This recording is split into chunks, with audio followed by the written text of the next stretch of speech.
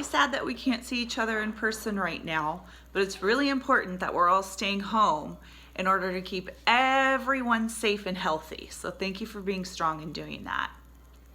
For now, your teachers are going to take turns reading stories, and we're going to put them on videotape for you to be able to see them. Just like today, I'm going to be reading one of my favorite stories called Professor Wormbog in Search for the Zimperumpa Zoo by Mercer Mayer. This is one of my favorite stories from when I was a kid, and it's one of my favorite stories to read to my own children.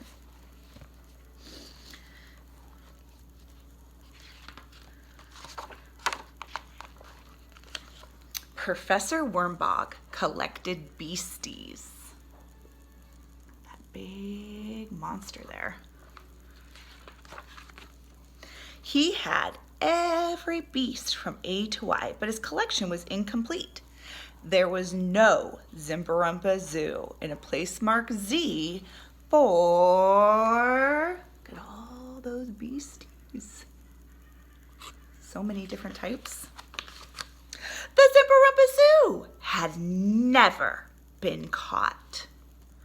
Without further ado, Professor Wormbog decided to go catch one.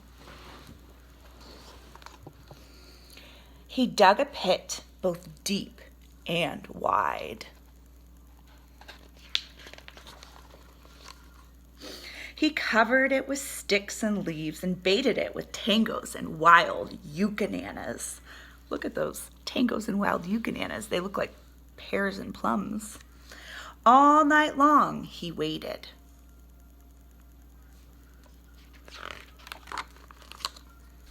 In the early morning, a loud crash woke him from his sleep.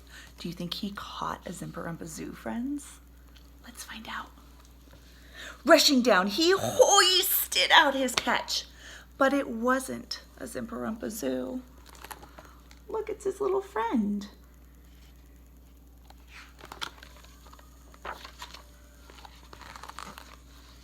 Perhaps the Zimperumpa Zoo can be found in the sea, thought the professor. With baited hook, he set out in a motorboat. There he is on his motorboat. And look, this plane is making clouds that say, brush your teeth. I hope that you're all brushing your teeth. I'm brushing mine.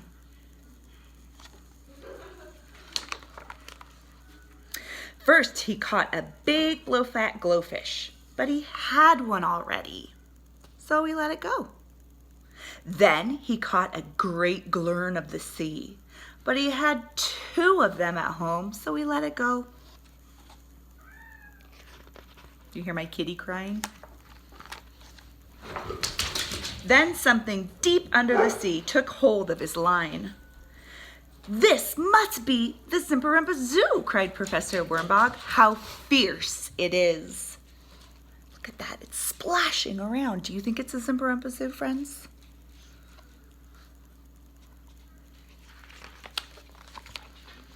After many long hours, he pulled in his catch, but it wasn't a Zimperumpa Zoo. This little friend here says, let's go to work for Island Joe. Who's Island Joe?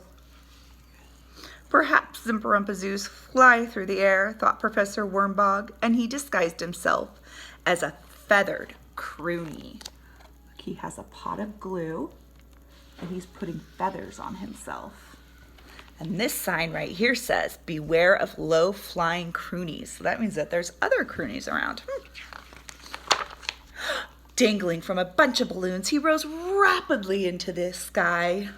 However, Isabella, queen of the croonies, took one look at the disguised professor and fell madly in love. She thinks he's a croonie. She took him to her nest to live happily ever after. Luckily for Professor Wormbog, a storm was brewing.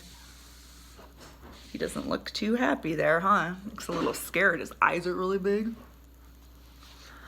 The rain washed away the glue and the wind blew away the feathers. One look at the professor without his feathers and Isabella's heart was broken. Leave, she told him. Be gone, depart. She's so sad. She thought he was a croonie and all his feathers came off. She knew he wasn't anymore. Professor Wormbog hiked to the top of a craggy peak and looked and looked. He's looking at the top of a cliff. But when the peak looked back, oh look friends, there's the eye and then the eye opened. I wonder how he's feeling now. Uh-oh. He knew it was time to go. No place for a Zimperumpa Zoo, he thought. Look at him, he ran all the way down the back.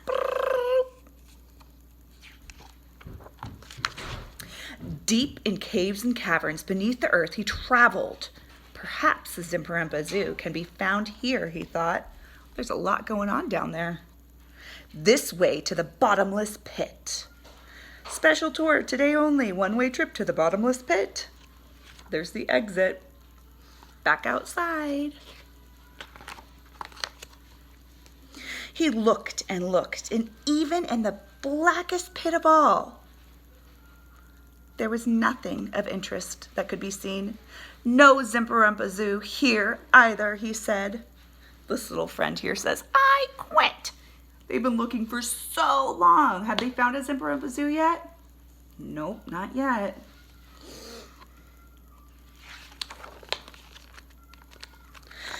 Quite disappointed, Professor Wormbog went home. Look at all of the friends that he met along the way. They're all watching him. This little friend here is waving. Bye-bye. Bye-bye, Professor. Tired and weary, he pushed open his front door. He took off his dusty clothes and jumped into a hot bath. Look at that. There's bubbles all around. Bubble baths are pretty fun.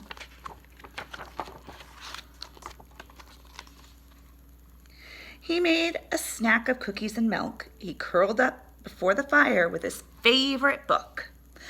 Too bad, said Professor Wormbog with a sigh. Let's all sigh. I guess I'll never have a Zimperumpa Zoo of my very own. Wait, friends, what's that?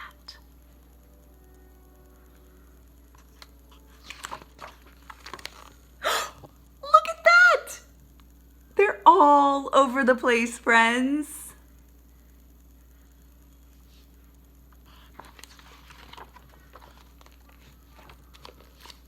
The end. They're holding a sign. It's upside down. It says, the end. So Professor Wormbog really did have Zimperumpa Zoos, huh? So many of them. Friends, thank you for sharing that story with me, and I look forward to reading with you again. And in the meantime, you'll see some other teacher friends. I hope that you are safe and healthy and enjoying your time at home. Bye, friends.